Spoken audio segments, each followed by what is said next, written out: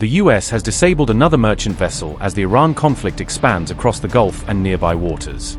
Fresh explosions have rocked areas linked to the US Fifth Fleet as Iran intensifies its regional campaign. Iran says its missiles and drones are now striking key American military positions across the Gulf. The latest exchange suggests both Washington and Tehran are widening the conflict beyond Iran's borders. The US fired on a merchant vessel after accusing it of attempting to breach the naval blockade on July 24. The incident unfolded as Iran continued targeting US military positions around the Persian Gulf. CENTCOM said the tanker MT Levine was disabled in the Gulf of Oman after ignoring repeated warnings. CENTCOM spokesman Tim Hawkins said, and I quote, "We disabled the tanker after the crew attempted to run the blockade at least 4 times prior. The crew was repeatedly warned, didn't comply, and US forces on scene disabled the ship after firing into its engine room. The ship is no longer transiting to Iran." Unquote. This became the second commercial vessel disabled since Washington reimposed its maritime blockade. The latest incident showed there was still no sign of either side backing away after nearly 2 weeks of strikes. The IRGC claimed it struck the US base at Udairi in Kuwait, targeting ammunition storage facilities. Iran also claimed it targeted a watchtower at the US Navy's Fifth Fleet headquarters in Bahrain. Bahrain and Jordan said their air defenses intercepted multiple incoming missiles during the latest attacks. US-led forces also intercepted explosive-laden drones aimed at Erbil in northern Iraq. The escalation came as the Houthis targeted 2 Saudi oil tankers after announcing a naval blockade. The conflict is now spreading across both the sea lanes and the wider Middle East as Saudi Arabia responds with strikes on Yemen's Hodeidah. The Saudi-led coalition launched airstrikes on Houthi positions in Hodeidah on July 24. Riyadh said the operation targeted facilities used to threaten commercial shipping in the Red Sea. Saudi officials confirmed the vessel NCC Marsa sustained minor hull damage during the latest attack. The incident came just 4 days after the Houthis announced a naval blockade on Saudi-linked shipping. The coalition described the strikes as a proportionate military response to recent Houthi attacks. Houthi-linked Al Mazira TV reported that Saudi airstrikes hit state telecommunications facilities in Hodeidah. The broadcaster also claimed Saudi aircraft targeted Kamaran Island off Yemen's western coast. Saudi officials insisted that Hodeidah port itself was not among the targets. Riyadh said the ports of Hodeidah, Ras Issa, and Salif remain open to commercial shipping. The Houthi-run foreign ministry called the strikes the beginning of an escalation for escalation phase. Yemen's foreign ministry said, and I quote, "The Saudi regime bears the consequences for any developments that will occur as a result of its criminal step." Instead of complying with the rightful and just demand to lift the blockade on Yemen, the Saudi regime has committed a major folly that will cost it dearly. By targeting Al Hodeidah Governorate, the equation of escalation with escalation will be the title of the next phase, unquote. The Houthis blamed Saudi Arabia for any consequences arising from the latest military operation. The renewed fighting follows the Houthis' declaration of a naval blockade targeting Saudi-linked shipping. Meanwhile, the United States and Saudi Arabia have announced a landmark civilian nuclear cooperation agreement. The United States and Saudi Arabia announced a historic civilian nuclear cooperation agreement on July 22. The Trump administration says the deal marks a major step towards strengthening long-term strategic ties with Riyadh, according to Al Jazeera. Washington describes the agreement as a strategic partnership focused on energy security and regional cooperation. U.S. Energy Secretary Chris Wright said, and I quote, "These agreements reflect our two nations' shared commitment to strengthening U.S.-Saudi commercial relations, delivering prosperity at home and security to our allies abroad. Rest assured, these agreements uphold the highest standards of nuclear safety and non-proliferation while relying on the world's best nuclear technology and scientists, designed right here in the United States." Unquote. The multi-billion-dollar agreement will now be submitted to the U.S. Congress for review, according to Al Jazeera.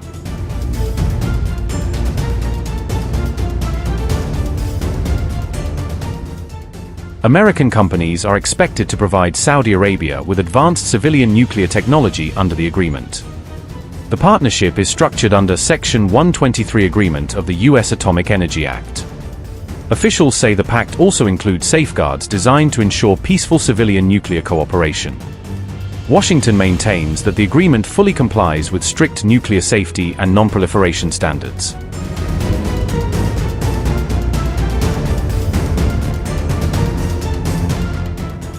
Reports suggest the agreement could eventually allow Saudi Arabia to enrich uranium on its own soil. The U.S. Energy Department has not confirmed whether uranium enrichment is included in the final arrangement. Experts note that uranium enrichment can fuel civilian reactors, but can also be used in nuclear weapons programs. If enrichment rights are included, the issue is expected to face intense scrutiny in the U.S. Congress. The enrichment question is likely to become the most closely watched element of the entire agreement.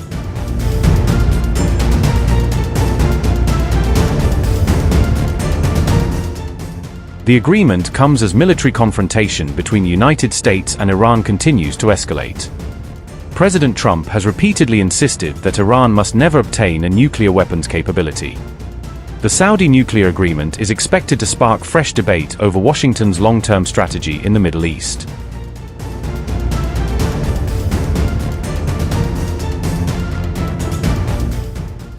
President Donald Trump has approved a landmark 30-year civil nuclear cooperation agreement with Saudi Arabia, according to an AP report. The proposed agreement could allow Saudi Arabia to develop a domestic uranium enrichment capability for its civilian nuclear energy program. Reports said the deal would place American companies at the center of Saudi Arabia's long-term nuclear development efforts. The proposal also includes a joint US-Saudi study on building a uranium enrichment facility inside the kingdom.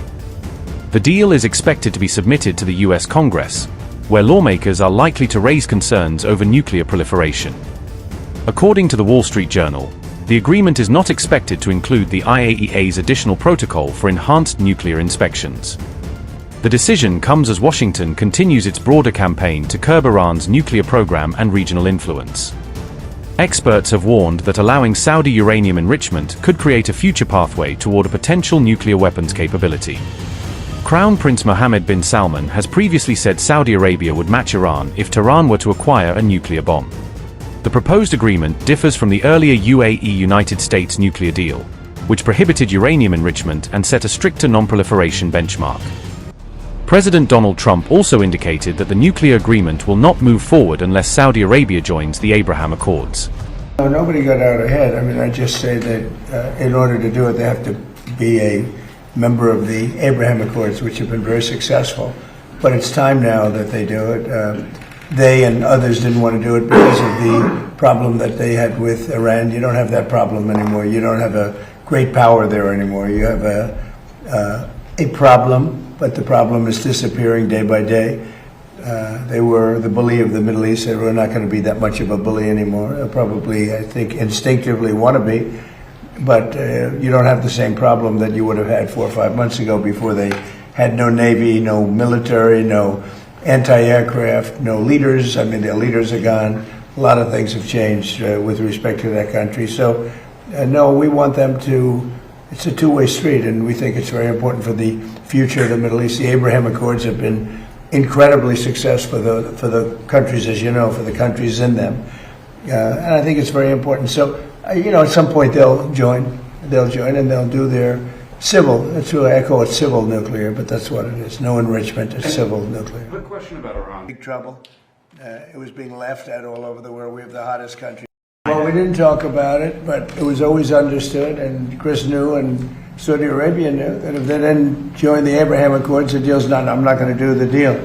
So then why did you sign it? Senator John... Because they understood that in order, you know, it's subject to Congress and everything else, in order for that deal to go through, they had to sign into the Abraham Accords. And they've had great success. The Abraham Accords have been very successful. But in order to do that, we wanted them, we want them in. We think it's very good. We think the Abraham Accords bring peace in the Middle East. And now there's no longer an Iran factor. There's no longer Iran to worry about because they've been reduced in terms of their capability and power by manyfold.